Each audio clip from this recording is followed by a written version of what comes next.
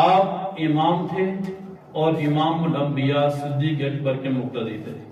اتنا بڑا مقام حاصل ہونے کے باوجود بھی ایک ہی چیز دل میں ہے، وَسَيُجَنَّبُهَا الْأَتْقَى، اللہ سے ڈر۔ اور پھر اللہ تبارک و تعالیٰ نے ایک اور مقام پہ ارشاد فرمایا، إِنَّ أَكْرَمَكُمْ عِنْدَ اللَّهِ أَتْقَاكُمْ، کہ تم میں سے سب سے زیادہ عزت والا، تم میں سے سب سے زیادہ مقام و مرتبے والا، تم میں سب سے زیادہ افضلیت رکھنے والا وہ ہے جس کے اندر اللہ کا ڈر ہو۔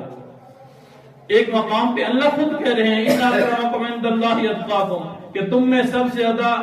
عزت اور احترام والا وہ ہے جو تم میں سب سے زیادہ تقوی دار ہو۔ اور دوسری آیت میں اللہ تعالیٰ سیدنا صدیق اکبر کے بارے میں کہہ رہے ہیں وَسَيُجَنَّبُهَا الْأَتْقَى، اے صدیق تو سب سے زیادہ اللہ سے ڈرنے والا ہے۔ معلوم ہوا کہ دنیا میں سب سے زیادہ عزت اور احترام کے لائق جو شخصیت ہے اس شخصیت کا نام سیدنا صدیق